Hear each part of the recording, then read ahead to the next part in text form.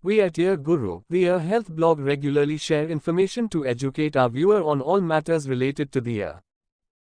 Our videos and website have helpful blogs on hearing loss, hearing aids, speech therapy and cochlear implants. In this video, we will discuss 8 signs of ear infection in babies.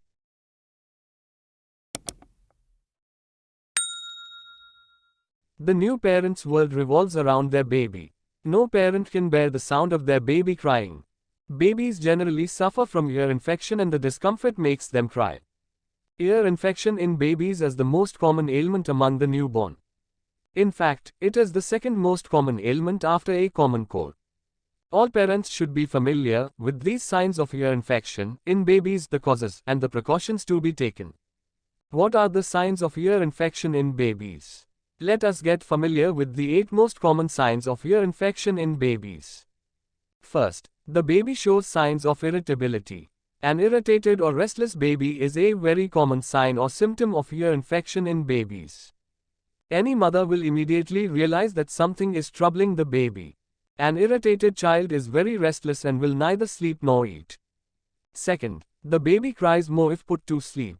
This is one of the indicators that the baby has an ear infection. When the baby is lying on its back, the pressure on the eustachian tube increases. Eustachian tube is a tube which connects the ear to the throat. It equalizes the pressure in the middle ear. In case of an infection, there is a swelling in the eustachian tube that does not allow equalization of pressure. The increase in pressure or buildup of pressure in the middle ear causes additional discomfort or pain to the baby. Third, the baby has fever. Though there are many other causes of fever, one should note that if the fever accompanies a common cold or is immediately after a cold, the chances are that it is due to an ear infection. Fourth, the baby pulls or keeps tugging its ears. When a baby starts pulling its ears, the chances are that something is bothering them. If the ear pulling is also accompanied by crying, the chances of ear infection are high. Parents should note that tugging or pulling of the ears can also be due to discomfort caused if the baby is teething. If in doubt, it is advisable to consult the pediatrician. Fifth, unpleasant smell from the baby's ears. If the baby emits an unpleasant odor from the ears, it is a confirmation of ear infection in babies. The buildup of pus results in the foul and unpleasant smell. Sixth, discharge from the baby's ears.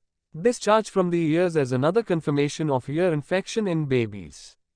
If you notice a yellowish or white liquid draining from the ears, it is a sign of eardrum perforation. The accumulated liquid oozes out of the eardrum perforation or a hole in the eardrum.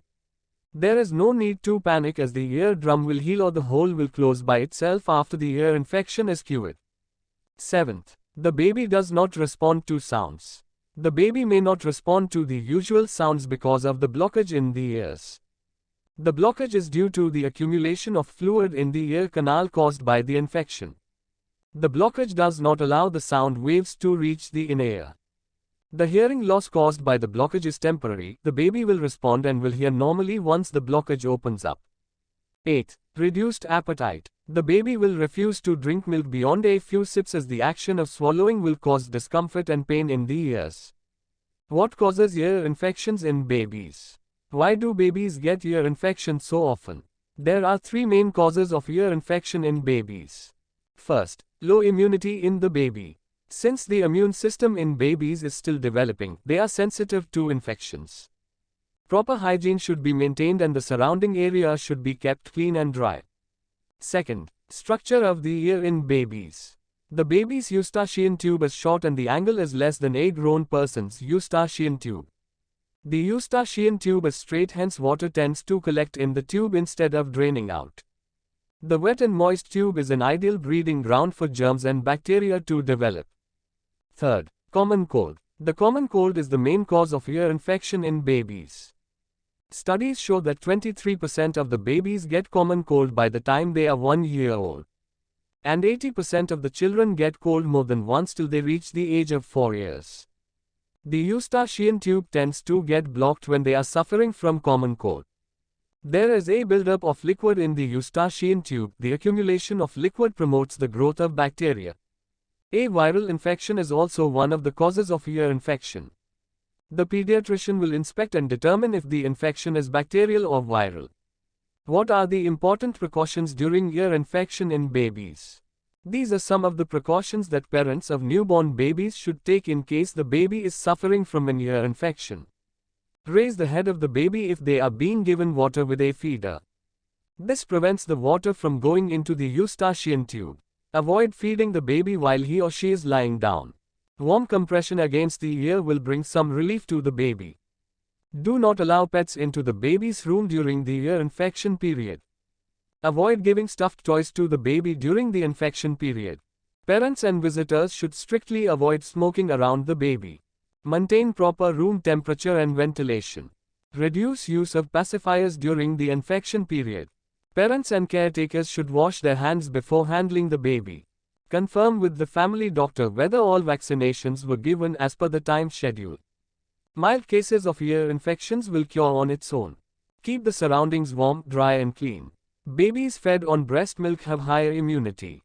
Parents can wait for a day before rushing to the doctor unless the child is crying or is very uncomfortable. In certain cases, the discomfort can be due to blockage caused by common cold and not infection. Parents should consult their family doctor in case they cannot find the cause of the baby's discomfort. An important tip for the parents: avoid over-the-counter ear drops or any medicines unless prescribed by the doctor. Pediatric doctors are very cautious and do not prescribe strong antibiotics unless the infection is at an advanced stage. Unnecessary consumption of antibiotics causes antibiotic resistance. Thank you for watching our video. Please like and subscribe. www.earguru.in